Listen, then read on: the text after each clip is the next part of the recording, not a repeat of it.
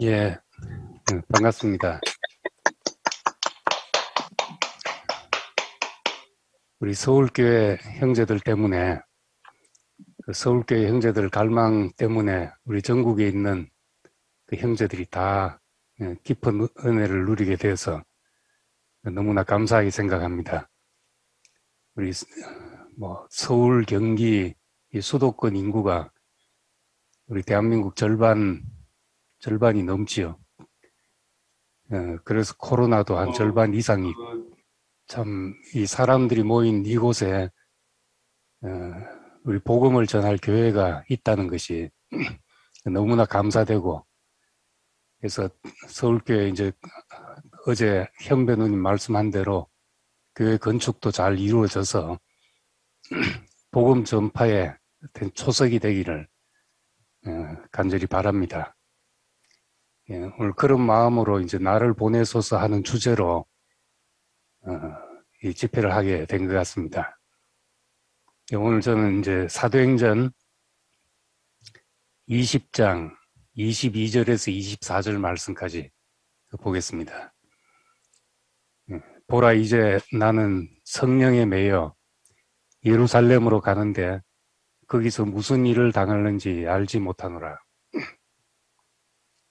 오직 성령이 각 성에서 내게 증언하여 결박과 환난이 나를 기다린다 하시나, 내가 달려갈 길과 주 예수께 받은 사명, 곧 하나님의 은혜의 복음을 증언하는 일을 마치려 하면은 나의 생명조차 조금도 귀한 것으로 여기지 아니하노라.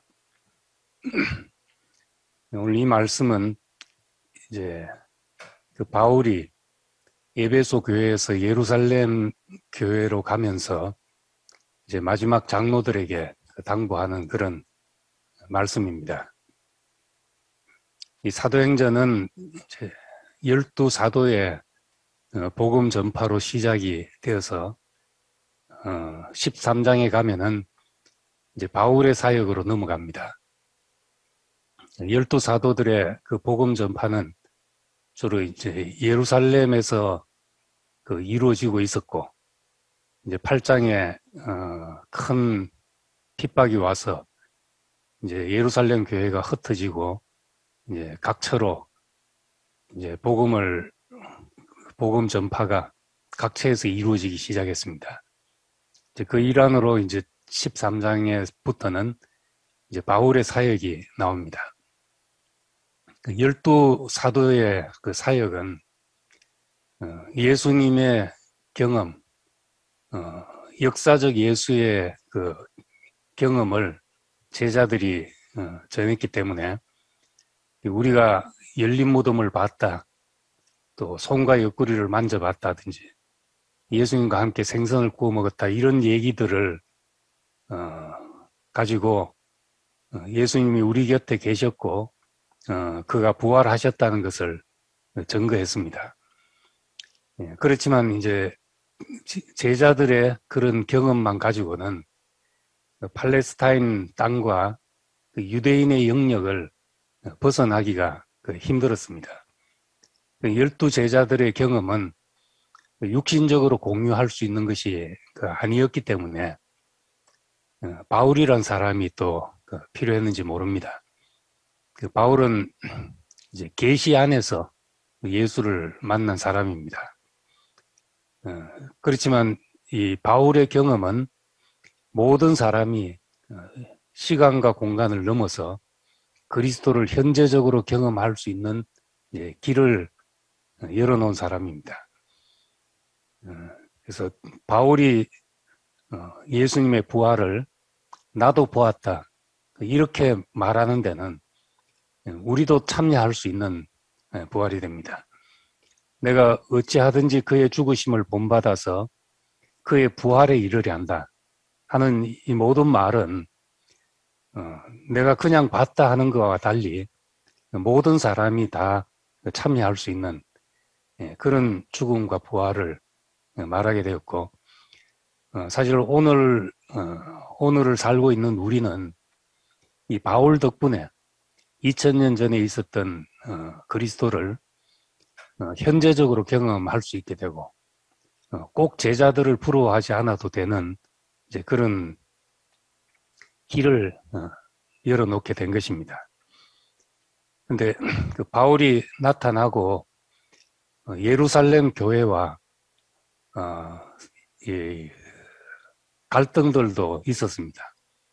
예루살렘은 어쩔 수 없이 유대인들이 있는 곳에서 예수를 믿는 사람들이었기 때문에 유대 그리스도인이라고 할 수 있죠.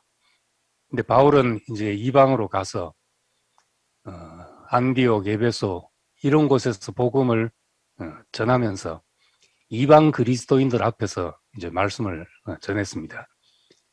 그러니까 이제 다를 수밖에 없어서 이제 갈등이 생기고 사도행전 15장에 보면은 예루살렘으로부터 사람들이 와서 그 바울의 그 사역에 이제 소란을 피우면서 너희가 어째 율법을 폐하라 하느냐 하면서 이제 심하게 이제 반발하는 사건이 나옵니다. 그래서 사도행전 15장에서는 그 바울과 바나바가 이제 이 문제를 가지고 예루살렘으로 찾아갑니다. 찾아가서 이때는 이제 안디옥이죠. 안디옥에서 예루살렘으로 찾아가서 그 당시에 예루살렘에 이제 가장 중심되는 형제는 야고보였습니다. 베드로도 있었지만은 뒤로 야고보가 중심이 되어서 있는 곳에 베드로와 야고보를 찾아가서 서로 이제 교제를 나눴습니다. 이방인들도 이렇게 예수를 믿고 변화되고 이렇게 한다는 간증을 자기들의 선교 경험을 나눴더니만은 야고보도 감동을 받고 우리가 이방인들이 예수 안으로 돌아왔는데 그들에게 무거운 짐을 지울 필요가 있겠냐. 그래서 뭐 할례를 받게 하고 이런 거 다 내려놓고 최소한 우상의 제물을 먹는다든지 음행을 한다든지 목매어 죽인 고기와 피를 먹는다든지 이런 걸 제외하고는 다 예수를 받아들이기만 하면 우리가 다 한 형제로 생각하자. 이렇게 해서 사도행전 15장에서 서로 이제 은혜롭게 마무리가 됐습니다. 그런데 또 여전히 그랬음에도 불구하고 받아들일 수 없는 사람들이 생겨나서 이제 사도행전 21장에 가면 이제 다시 예루살렘으로 가서 야고보를 바울이 다시 만납니다. 2차 회동을 하는데 2차 교제를 하는데 이번에 이제 에베소에 있다가 예루살렘으로 가죠. 근데 가니까 야고보가 한 얘기가 소문에 그 바울 그 선생 당신은 모세의 율법을 배반하라고 하고 뭐 할례를 받지 말아야 된다 하고 관습을 폐지해야 된다고 하고 이런다는 소문이 있다. 그게 이제 그런 오해를 풀자면은 여기서 이제 당신과 함께 온 일행들이 다 결례를 행하고 할례 안 받은 사람은 할례를 받고 머리를 깎고 이렇게 하면은 오해가 풀리지 않겠냐 해서 이제 두 번째 갔을 때는 그 바울과 일행들이 결례를 행하고 또 할례를 받고 유대인의 모양으로 다시 나타나게 됩니다. 그랬음에도 불구하고 이제 이 예루살렘으로 가는 길이 험난한 길이라서 바울이 주로 받은 고난은 유대 그리스도인들한테 받은 고난이죠. 그냥 이방인들한테 받은 고난이 아니라 그 유대 그리스도인들이 그 바울이 전하는 복음을 받을 수 없어서 생긴 일입니다. 근데 바울은 이제 유대인에게는 유대인의 모양이 되고 이방인에게는 이방인의 모양이 되어서 어찌하든지 한 사람이라도 더 구원하려고 한다는 그런 이제 놀라운 이제 고백을 하게 된 것입니다. 오늘 이 사도행전 20장은 바울이 에베소 교회를 떠나서 예루살렘으로 가기 전에 그 에베소 교회 장로들에게 한 이제 마지막 당부의 말씀입니다. 이 앞에 예루살렘으로 가면서 22절에 내가 예루살렘으로 가는데 거기서 무슨 일을 당할지 내가 모른다. 성령이 각성해서 내게 정언하여 결박과 환난이 나를 기다린다. 내가 가면 박해받을 것을 내가 안다. 이제 그렇지만은 내가 달려갈 길과 주 예수께 받은 사명, 곧 하나님의 은혜의 복음 정언하는 일을 마치려 하면은 나의 생명을 조금 더 귀한 것으로 여기지 아니하노라 하는 고백을 했습니다. 이 바울에게는 많은 어려움이 있었지만은 바울의 선교에 그에게는 이제 길이 있었고 사명이 있었고 복음이 있었기 때문에 다른 것은 이제 문제가 되지 않는다. 길이 있고 사명이 있고 그 복음이 있는 사람은 어떤 다른 주변의 일도 문제되지 않는다는 것을 말했습니다. 내가 달려갈 길이 있다. 내가 달려갈 길. 바울은 예수를 만난 이후로 자기의 길이 분명해진 사람입니다. 나는 다름질하기를 향방 없는 것 같이 아니하고 허공을 치는 것 같이 아니했다. 그 분명한 방향이 있었다는 겁니다. 그리고 그의 이제 말년의 고백도 나는 선한 싸움을 싸우고 나의 달려갈 길을 마쳤다. 나의 달려갈 길을 마쳤다. 자기 길이 어디 있는지를 분명히 알았던 것입니다. 길이 없다면은 우리가 열심히 살아도 그냥 물고기 쏘다니는 것처럼 왔다 갔다 하는 것밖에 되지 않고 낙엽 뒹구는 것처럼 바람 부은 대로 이리 왔다 저리 갔다 그 시대의 풍조에 밀려서 그렇게 살 수밖에 없습니다. 근데 방향이 있는 사람은 바람이 불면 바람을 이용해서 살고 또 바람이 안 불면 바람이 안 부는 새로 살고 갈 방향이 있는 사람은 이제 무엇도 문제되지 않습니다. 우리 옛날 찬송가에 고요한 바다로 이 바다를 향해 할 때 주 내게 순풍 주시니 감사합니다. 그리고 이제 풍랑이 일어서 내가 힘을 얻지 못하지만은 이 풍랑 때문에 내가 더 빨리 가니까 참 감사합니다. 무엇이라도 감사한 사람이 되죠. 방향이 있는 사람은 바람이 불면 불어도 좋고 고요하면 고요해서 좋고 그런 사람이 됩니다. 우리도 우리 인생에 그 길이 있습니다. 사람으로 태어나면은 사람이라는 것이 길이죠. 사람이 우리의 길입니다. 새 생명으로 태어나면은 예수 그리스도가 우리의 길이죠. 예수 그리스도가 우리가 돌아가는 길이고 아버지께로 가는 길이고 하나님의 영원한 경륜 안에서 새 예루살렘으로 가는 길이 됩니다. 이 사람이 우리의 길이라는 것이죠. 그래서 사람이 나이 들면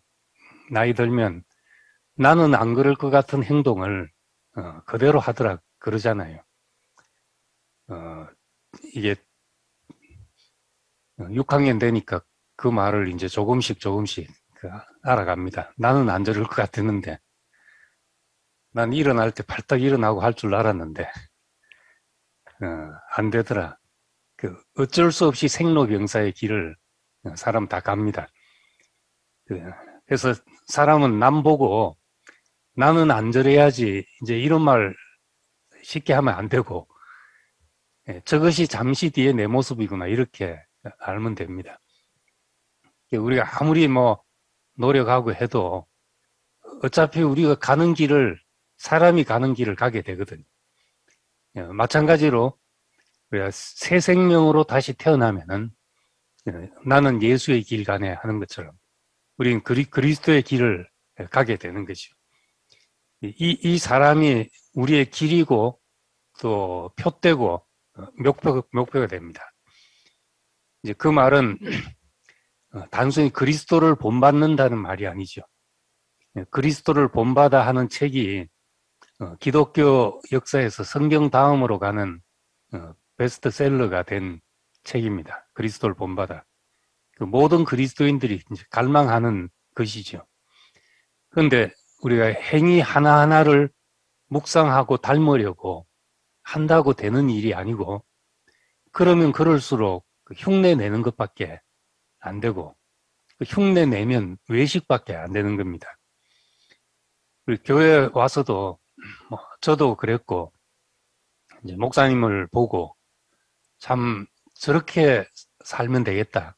사람으로서 저렇게만 살아도 여한이 없겠다 싶은 마음이 들고, 또 형님들을 보고서도 저렇게 살아야 되겠다. 이런 마음이 좋은 마음인데, 삶의 어떤 형태를 본받으려고 하면은, 그게 또 이제 올무가 되기 쉽습니다. 사람은 그릇이 다 다르기 때문에, 바울이 고린도 전서 15장에서 말씀한 것처럼 부활의 형태는 다 다르다 하는 겁니다. 해의 영광이 다르고 달의 영광이 다르고, 또 씨에 따라서 씨를 심는데 장래의 형체를 심는 게 아니지 않냐. 우린 모른다, 장래의 형체는. 단지 씨를 심을 뿐인데 이 씨에서는 이런 열매가 나고 저런 열매가 나는 거니까, 부활한 사람은 이래야 된다 하는 생각도 우리가 가질 수가 없는 겁니다. 어떤 형태로 나타날지 모르죠. 어떤 사람은 정말 온유한 모습으로 어린 양 같은 죽음의 냄새가 풀풀 나는 사람으로 나타날 수 있는데, 또 다 저래야지 이럴 수는 없거든요.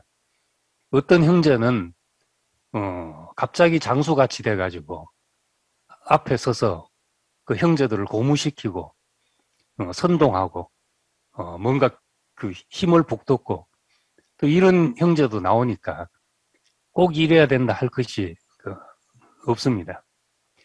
단지 우리는 이제 그리스도를 본받아 하는 이 말도 있지만은, 예수 안에서 내가 발견되는 것, 예수 안에서 내가 발견되고 나면은 그러면 그것이 내 길이 되고 나의 달려갈 길이 되는 것입니다. 이제 나의 달려갈 길과 주 예수께 받은 사명이라고 말했습니다. 사명은 맡은 임무를 말하는데, 명자가 이제 목숨 명자를 쓰잖아요. 임무가 맡겨진 목숨, 일이 맡겨진, 일이 있는 목숨이라는 뜻입니다. 일이 있는 목숨. 세상의 일들은 다 내 목숨을 지키기 위해서 하는 일들이죠. 직장 생활하는 것도 마찬가지고, 목숨 바칠 일은 아니거든요. 목숨을 위해서 하는 일입니다. 그러니까 그거는 이제 목숨을 위해서 있는 것이니까 목숨보다 못한 것들이죠, 다. 억만금을 버는 일이라 할지라도 그건 목숨을 위해 있는 일일 뿐입니다. 그런데 반대로 목숨이 그것을 위해서 있다. 내 생명이 이것을 위해서 있다.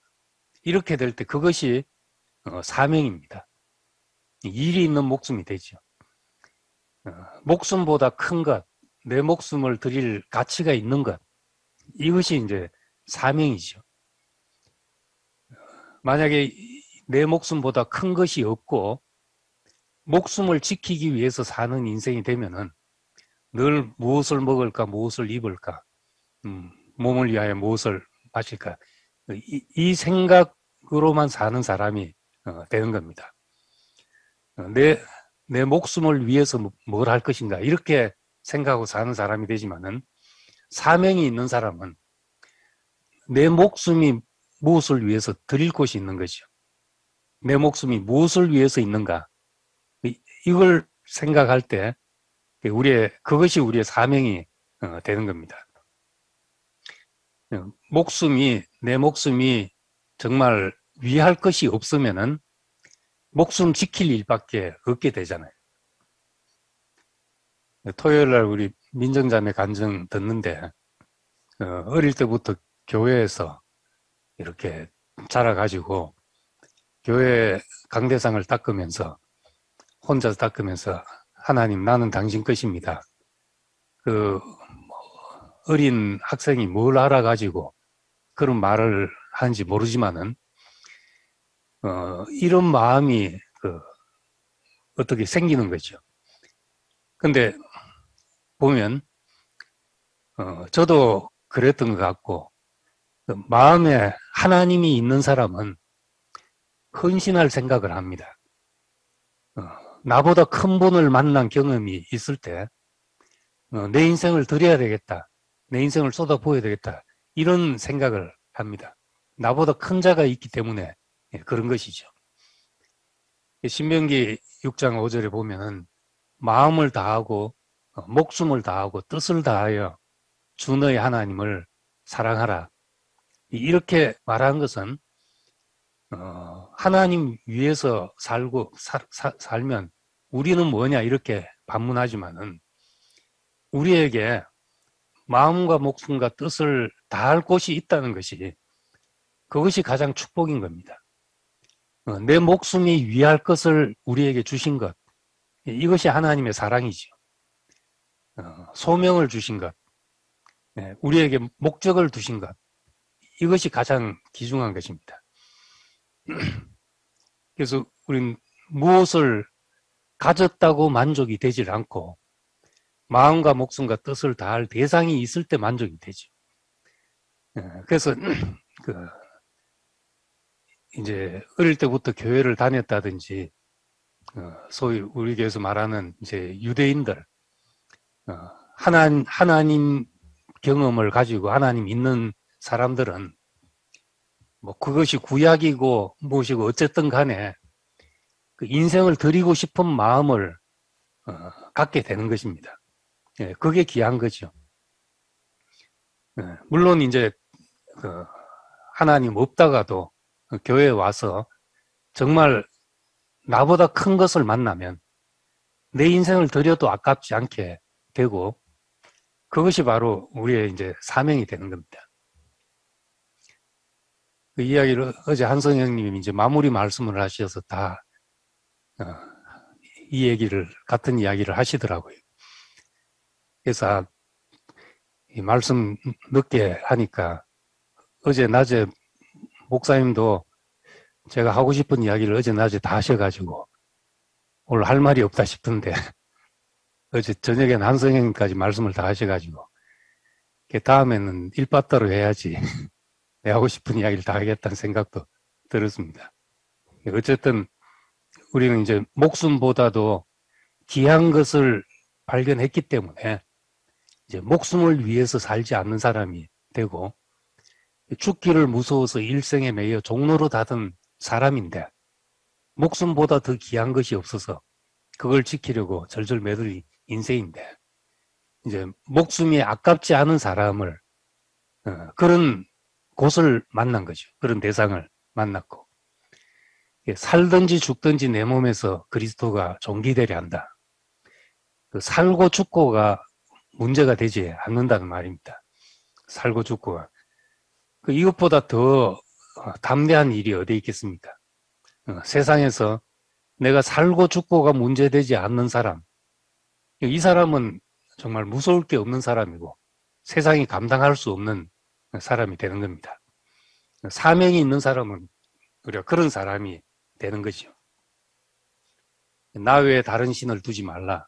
그리고 너는 자기를 위하여 새긴 우상을 만들지 말고 위로 하늘에 있는 것이나 아래로 땅에 있는 것이나 땅 및 물속에 있는 것에 어떤 형상도 만들지 말라. 이것은 우리가 하나님 있는 사람의 어떤 위치입니다. 내 목숨이 위할 것이 있다. 내가 정말 나 위에 내가 섬길 것이 있다. 그때 우리는 모든 것을 발 아래 두게 됩니다. 하늘에 있는 것이나 땅에 있는 것이나 땅 아래에 있는 모든 것을 이제 발 아래 두고 살게 되죠. 이게 하나님 앞에 부름받은 사람의 축복이고 자세이고 우리의 그 위치이고 이제 그런 것입니다. 하나님의 은혜의 복음, 은혜의 복음을 전한다. 바울에게는 이제 정말 복된 소식이 있었습니다.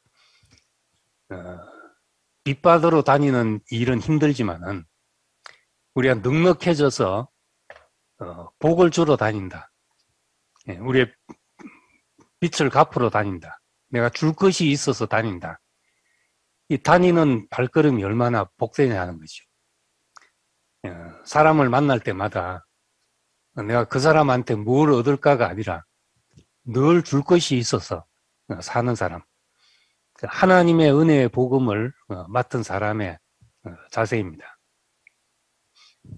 흙으로 사람을 지으시고 그 사람을 동산에 두셔서 동산을 경작하게 하셨다. 사람과 동산, 이것이 이제 우리에게 첫 복음이죠. 그리고 아브라함을 불러서 약속한 것이 내 씨로 천하 만민이 복을 얻는다 하는 것과 내가 선 곳을 봐라, 동서남북을 봐라. 내가 선 곳을 너와 내 후손에게 주겠다. 씨와 땅을 약속했죠. 씨만 주신 것이 아니라 이제 씨가 틀을 잡고 살 땅을 주셨다는 겁니다. 우리에게 그냥 막연한 약속이 아니라 우리는 구체적으로 땅에 발을 딛고 살면서 이 하나님의 복음이 우리 인생에서 실현되는 그런 길을 주셨다는 겁니다. 아브라함을 복의 근원이 되게 하시고 야곱과 12 아들들로 나라가 되게 하셔서 축복이 흘러가는 물길이 되게 하신 것입니다. 샘물만 있는 것이 아니라 그 근원에서 흘러갈 물길을 두셔서 사방으로 흘러서 만민이 복을 얻게 하는 그런 길을 주셨다는 겁니다. 이것을 이제 신약의 원리로 말하면은 예수 안으로 모든 사람을 부르시고 그 부르신 사람들을 그의 몸인 교회가 되게 하셔서 우리는 마침내 새 예루살렘이라는 사회가 되게 하셨다는 겁니다. 예수의 생명과 그 생명으로 사는 사회, 이것을 우리에게 주신 것이 복음이죠. 참 사람인 예수, 그리고 사람이 살 참 사회인 교회, 새 예루살렘성, 이것이 우리에게 주신 은혜의 복음인 것입니다. 은혜의 복음이라는 것은 이걸 우리가 노력해서 만들어 가시는 것이 아니라 하나님이 이미 주신 것을 발견하는 것이죠. 참 사람인 예수, 참 사회인 교회, 이것은 이제 흙으로 사람을 만드시고 깊이 잠들게 하시고 갈비뼈치에서 하와를 만드셨으니까, 교회의 예표인 하와를 만드셨으니까 인생이 하나님의 약속을 받는데 내가 무엇을 해서 되는 것이 아무것도 없다는 말입니다. 우리가 할 수 있는 것은 오히려 방해되지 않게 깊이 잠드는 것밖에 없죠. 깊이 잠든 사람, 이것이 이제 은혜의 복음을 받는데 이제 가장 중요한 겁니다. 참 사람 예수, 예수가 누구인가 하는 겁니다. 예수가 누구인가? 예수에 대한 해석이 너무나 많고 세상에 또 그거 가지고 수백 년을 싸우기도 하고 아직까지도 내 해석이 맞다, 네 해석이 맞다 이런 것이 많은데 정말 예수가 누군가? 예수님이 이런 분이라고 하실 때 예수님이 만약에 그 사실을 듣는다면은 동의하시겠는가? 저는 이제 오랫동안 예수님이 하나님이 세상을 이처럼 사랑하사 독생자를 주셨고 저를 믿는 자마다 영생을 얻게 하려 하신다 하셨으니까 저는 우리를 위한 하나님의 그 시나리오처럼 오랫동안 그렇게 생각을 했습니다. 하나님이 죄가 가득한 인간 사회에 예수를 보내셔가지고 우리를 대신해서 십자가에 죽게 하시고, 이게 다 시나리오처럼 생각을 하고, 예수님도 그걸 아시고 내가 예루살렘으로 가고 죽고 사흘 만에 다시 살아나야 할 것이다, 이런 얘기도 하셨다 하고, 그랬는데 정말 예수님은 그렇게 내가 죽은 뒤에 사흘 만에 다시 살아나서 구름을 타고 올라가서 인류의 죄를 사하기 위해서 이렇게 하셨다, 이렇게 생각을 했겠나. 복음서를 곰곰이 읽어보고 또 정말 내가 알고 있는 것, 내 선 위에 내가 배운 것 다 내려놓고 다시 이제 그를 들여다보면 그가 누구이겠는가. 저는 이제 그런 생각들을 자주 해봅니다. 예수님은 그가 원했던 세계는 어떤 세계였고 그가 가진 믿음은 어떤 믿음이었는가. 우리는 예수를 믿는다 하지만은 예수가 가진 믿음, 그의 믿음은 무엇이었겠는가. 근데 그냥 있는 그대로 본다면은 주기도문의 말씀처럼 하나님의 나라가 땅에서도 이루어지게 하기 위해서 사신 분이죠. 하나님 나라 운동을 하신 분이죠. 하나님의 영원한 목적과 갈망이 땅에서도 이루어지기 위해서. 그래서 선지자들이 말했던 것처럼 정의와 사랑이 입맞추는 그 나라가 오기를 바랬던 것입니다. 목사님도 이야기를 했지만은 내가 안 될 때는 사랑을 원하고 내가 잘 되고 할 때는 정의가 실현되기를 원하고, 이게 만나질 수 없다는 겁니다. 근데 이것이 이제 만나지는 자리가 예수님도 가다 보니까 결국 죽음밖에 없구나 하는 것을 알게 된 거죠. 죽음밖에. 그럼 이 하나님의 나라가 땅에서도 이루어지게 하기 위해서 성전도 둘러 엎으시고 복음을 전하시고 했는데 예루살렘으로 가서 그가 원치 않게 처형이 되신 것입니다. 근데 왜 죽으셨나, 이것을 제자들은 해석해야 됐던 거죠. 왜 예수는 죽어야 됐나. 그래서 출애굽기의 6월절의 어린 양, 레위기의 제물로서 그분은 흠이 없지만은 제물로서 죽은 것이다. 이 성경을 다 뒤져봐도 흠이 없는데 죽어야 될 것은 제물밖에 없었기 때문에 이제 제물로서 예수를 해석할 수밖에 없었던 겁니다. 우리를 위한 대속물. 그리고 시편에 있는 다윗의 고난, 이사야서에 있는 어떤 희망, 이런 것으로 예수를 해석했는데 제자들의 이제 주된 해석이 예수를 위한 대속물이었습니다. 우리를 위해서 죽은 것이구나, 이렇게 해석한 거지, 제자들이. 근데 우리를 위해 죽었다 하고 끝나버리면 구약에서 양이 드려져서 죽은 것이나 예수가 죽은 것이나 다를 바가 없다는 겁니다. 그런데 제자들은 대속물 예수 안에서 자신을 발견한 것입니다. 원래 제물을 드리는 것은 하나님 앞에 나를 보이는 것이거든. 내가 누구인지를 하나님 앞에 보이는 겁니다. 그 제물에 손을 얹고, 제물을 드리는 자가 제물에 손을 얹고 안수하는 것은 이것이 납니다 하고 하나님 앞에 보이는 것이죠. 그러니까 정말 대속물을 우리가 이해했다면은 저것이 하나님 앞에서 나구나, 이렇게 알았어야 했던 겁니다. 그런데 구약에 아무도 그렇게 안 사람이 없었기 때문에 예수 그리스도가 와야 했고 산 제물로서 다시는 해마다 그런 제물을 또 반복할 필요가 없이 그렇게 드리게 됐던 겁니다. 바울은 사도들로부터 이제 처음 그리스도인들로부터 예수의 죽음에 대해서 들었습니다. 우리를 위한 죽음이다. 나를 위한 죽음이다.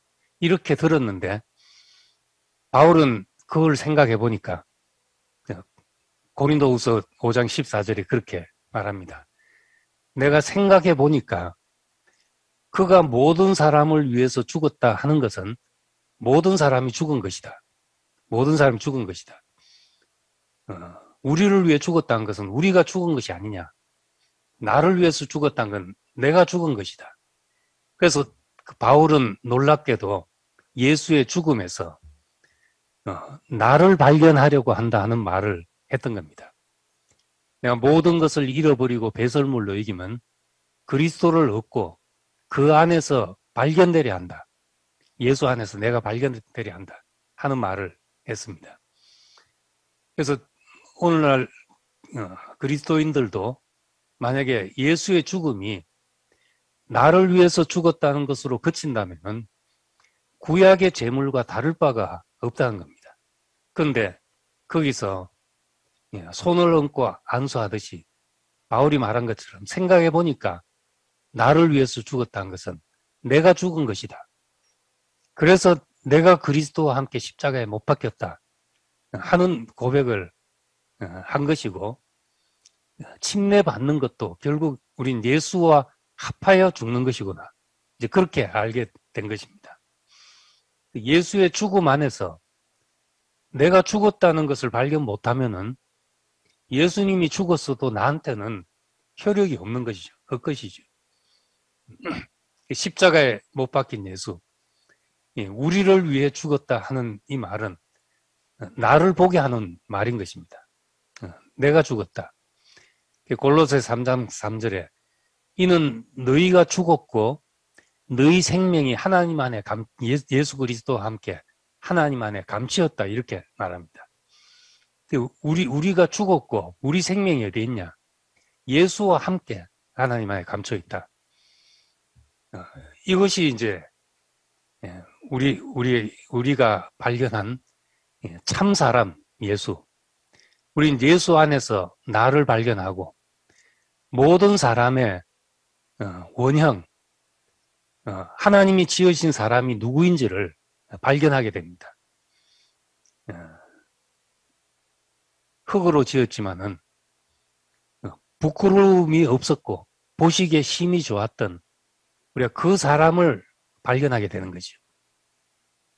그 사람을 우리가 십자가에 못 박힌 예수 안에서 보게 되는데, 예수 안에서 나를 발견해야 하나님이 보시는 나를 발견할 수가 있습니다. 내 참된 가치를 알게 되는 거죠. 십자가에 못 박힌 예수 안에 그분이 영광스럽게 우리에게 보인 것이고 신성의 충만이 육체로 가는 것이 보였다는 겁니다. 저분이 나구나 하고 알았는데 근데 그분 안에 신성의 모든 충만이, 지혜와 지식의 모든 보화가 감춰져 있으니까 인생이 이런 것이구나 하고 알게 된 것입니다. 흙으로 지어졌지만 영화와 종기로 간을 썼다. 죽는데 그것이 사는 길이었다. 우리는 단지 질그릇인 줄 알았는데 질그릇 속에 보화를 담은 질그릇이다. 이걸 알게 된 것이죠. 이건 좀 동전양면처럼 우리가 부끄럽게 생각하고 아무것도 아니라고 여긴 그것이 하나님의 신성을 담는 그릇이었고 하나님의 절대적인 필요라는 걸 알 때 거기서 나의 참된 가치를 이제 발견하게 되는 겁니다. 예수 안에서 내가 발견된다. 이것이 내가 누구인지를 모르는 세상 앞에 우리가 전할 복음이 되는 겁니다. 내가 누구냐? 어디에 가치가 있냐? 나는 도대체 뭐에 쓸모가 있는가? 여기서 우리는 예수 안에서 발견된 나를 가지고 정말 위대하고 영광스러운 걸 가지고 나간 것이 아니라 아무것도 아닌 질그릇이고 흙일 뿐이고 십자가에 매달려서 아무것도 할 수 없는 인생인데 그 인생이 하나님이 신성의 충만을 나타낼 그런 그릇으로 쓰인다는 겁니다. 영화와 종기로 간을 씌우셨다. 이 소망이 우리가 세상에 없는 복음이 되는 거죠. 이 사람이 살 사회가 우리 참 사회인 교회입니다. 예수 안에서 나를 발견한 사람들이 그런 사람들의 관계가 생기고 관계가 완성되면 온전한 사회를 이루게 되는데 그 사회가 교회지요. 아까도 말했듯이 사랑과 정의가 어디서 만나는가? 어디서 이 온전한 관계가 완성이 되는가? 그건 이상을 가지고 이런 사회를 만들어 보자 해서 되는 것이 아니라 죽고 다시 난 사람 안에서 생겨나는 결과입니다. 이 둘이 하나 된다는 게 얼마나 어려운지는 부부간에 살아봐도 다 느끼는 것이고, 친구같이 지내봐도 마찬가지로 어느 순간에 가면은 말 한마디에 걸리고 자존심 상하고 하면은 사람이 중요한 게 없어집니다. 토론토에서 누가 그런 간증을 했는데 자기가 자존심이 상해 보니까 가정도 버릴 수 있고 마누라도 버릴 수 있고 자식도 내 자식 아니다 이런 말이 나오고 교회도 버릴 수 있겠더라 하는 거예요. 오형이라서 그런 말을 한 게 아니고 정말 그 사람은 자존심만 상해도 다 버리는 이런 취약한 구조를 가진 존재입니다. 말 한마디만 해도 상처받아가지고 잠 못 자고 끙끙 앓고 이런 일이 허다하잖아요. 그런데 이런 사람들을 어떻게 하나로 불러 모아지는가? 하나로 불러 모아 건축이 되는가? 죽음 외에는 다른 방법이 없다는 겁니다. 십자가에 못 박힌 사람, 그렇게 해서 장대에 매달려 전시된 사람 외에는 이 사람이 하나로 불러 모아지지 않는다는 겁니다. 어떤 이상으로도 어떤 좋은 사회 시스템으로도 안 되는 거지. 어제 저녁에 성일 형제 간증을 들으면서 그 서울교회가 어떻게 이렇게 참 마음이 하나가 되고 그 아름다운 양식이 나오는가 하는 걸 보게 됐습니다. 자기 자신의 목마름 때문에 정말 이제 무엇을 내놓으라고 했는데 이제 한성형님이 정한성 목사님이 자기 앞에 무릎을 꿇더라. 형제들 보는 앞에서. 거기서 다 채워지고 다 배부르게 되고 모든 불만과 부족함이 다 사라지고 그렇게 해서 이제는 교회에 쓰일 일밖에 남지 않은 사람으로 이렇게 된 걸 보면서 그 100마디 말보다도 그 하나가 얼마나 우리의 그 목마름인지 아는 것을 어제 다시 생각하게 됐습니다. 우리 정한선 목사님이 교장 선생님 앞에 여자 교장 선생님이 이제 발을 잡고 무릎을 꿇었다는 이야기는 전설 같은 이야기로 많이 들었지만은 어제 성일형제 간증을 통해서 정말 아는 이야기지만 새삼스럽게 들렸고 우리 앞에 그런 본이 있고 표대가 있다는 것이 너무나 귀한 그 은혜로운 양식이었습니다. 예수님은 세상 계셨을 때 그 머리 둘 곳이 없어서 결국 십자가에 달리셨지만은 이젠 모민교회의 머리가 그 십자가에 달린 분이 모민교회의 머리가 되셨다는 겁니다. 그러니까 우리가 교회를 이루기 위해서 교회를 세우기 위해서 애쓸 필요가 전혀 없구나. 십자가에 달린 그 사람만 있으면은 어디서라도 몸을 이루게 되고 몸의 머리가 되어서 그 죽음이 머리가 되어서 우리 죽음 안으로 모든 사람을 불러 모으는구나 하는 것을 보게 됐습니다. 참 세상에 많은 교회들이 있고 또 정말 이상을 추구하는 사회들이 많이 있지만은 우리가 이렇게 죽음으로 불러 모아진 사회, 이런 사회가 어딜 가도 없다는 것을 참 우리가 세상에 나가 볼수록 더 깊이 이제 경험하게 됩니다.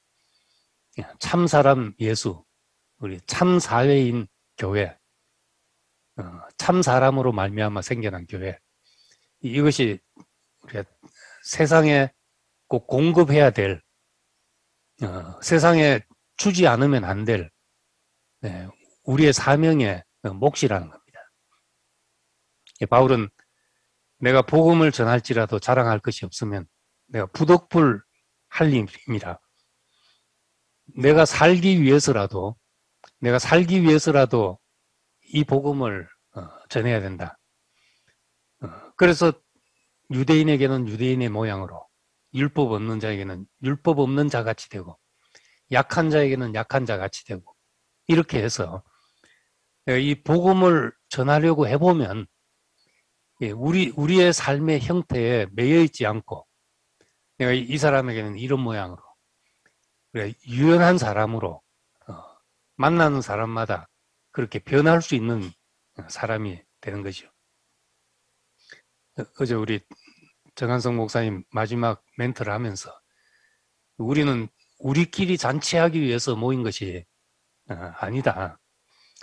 전쟁에 나가서 전리품을 가져와서 잔치하는 것이다.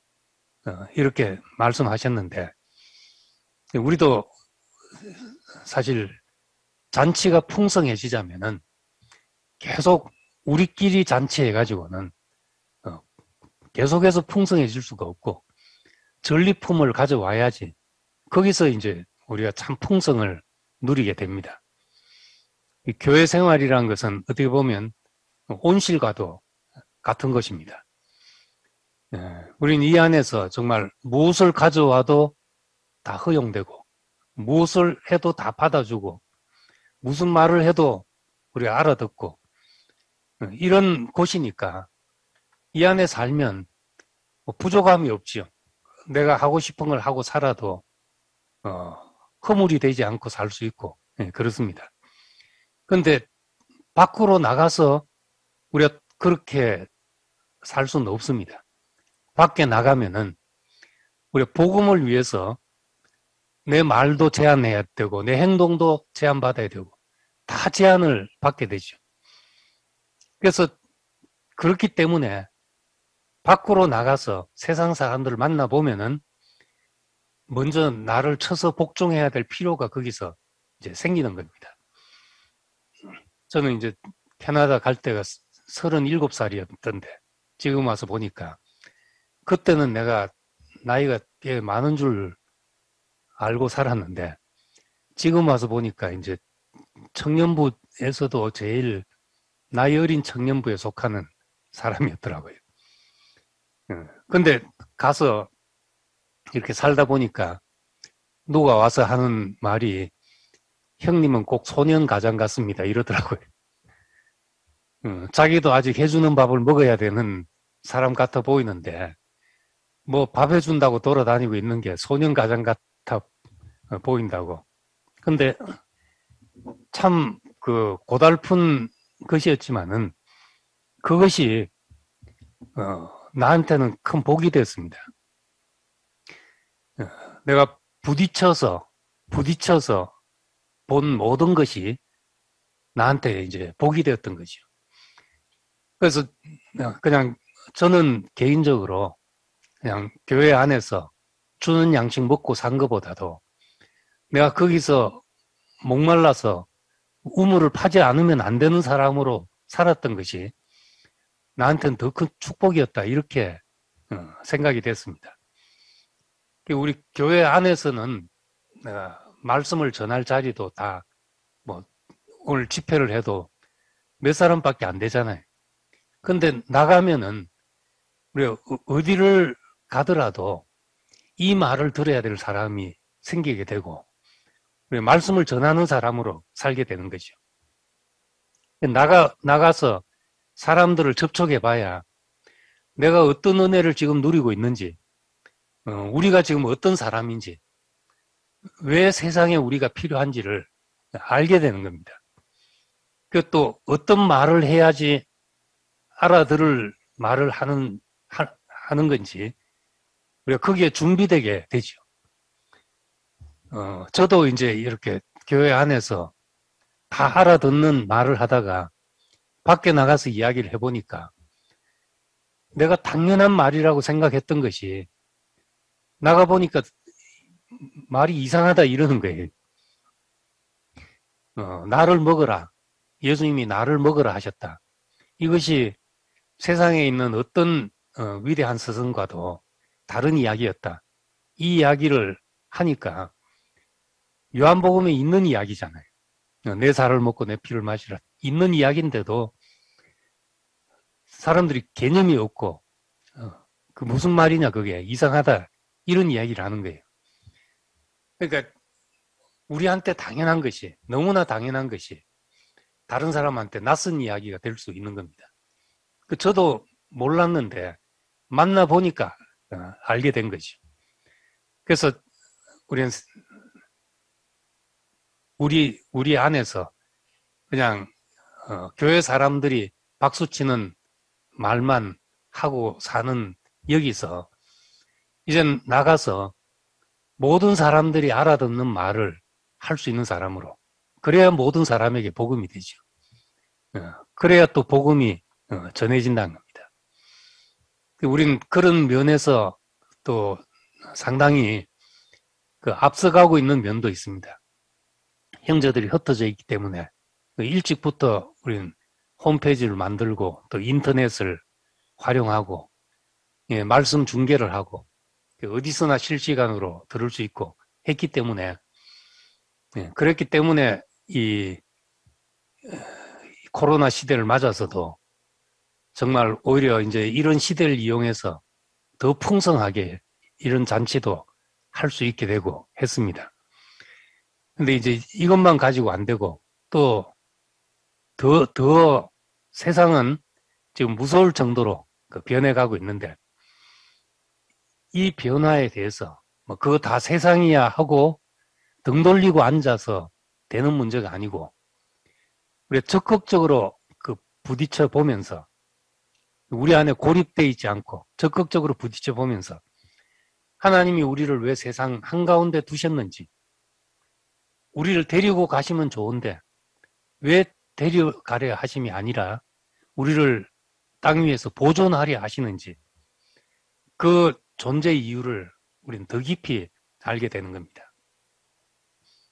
바울은 야곱은 자기가 왜 그렇게 험악한 세월을 살았는지, 왜 자식을 잃고, 사랑하는 아내를 잃고, 왜 그 험악한 세월을 보내야 했는지 전혀 이유를 몰랐습니다. 근데 야곱이 바로를 만날 때, 바로는 모든 것을 가지고 있었지만은 바로에게 없는 것이 있었다는 겁니다. 하나님의 다루심, 하나님의 축복, 인격의 축복이 바로에게 없었던 것이죠. 야곱은 바로를 만날 때 줄 것이 있는 사람이 됐던 겁니다. 우린 내가 왜 이렇게 살아야 했는지 그 이유를 다 모르는데 어떤 사람을 만나면 내가 이때를 위해서 하나님이 이렇게 하셨구나 하는 상황을 만날 수도 있는 겁니다. 어느 시대나 어떤 자리에 가나 필요한 것, 예수와 합하여 죽고 다시 난 그 인격, 이것이 사람을 살리는 것이구나. 이것이 오늘날 세상에 필요한 것이구나. 세상이 아무리 변해도 어떤 형태로 변했든지 간에 사람이 존재하는 한 예수 안에 있는 그 사람이 필요한 것이구나. 우리가 그걸 알게 되고 그걸 알 때 우리가 담대함이 생기고 이제 복음을 전한 사람이 되는 겁니다. 그래서 우리 서울교회 형제들의 그 갈망이 정말 많은 사람을 살리는 물길이 되기를 원하고, 그래서 우리를 왜 이 땅에 두셨는지, 왜 비싼 서울 땅에 두셔서 정말 모임 장소 얻기도 이렇게 고달프게 하시는지, 그걸 다 알지 못하지만은 꼭 거기에 주의 몸이 있어야 되는구나 하는 것을 우리가 더 깊이 알게 될 것입니다. 주님을 찬양합니다.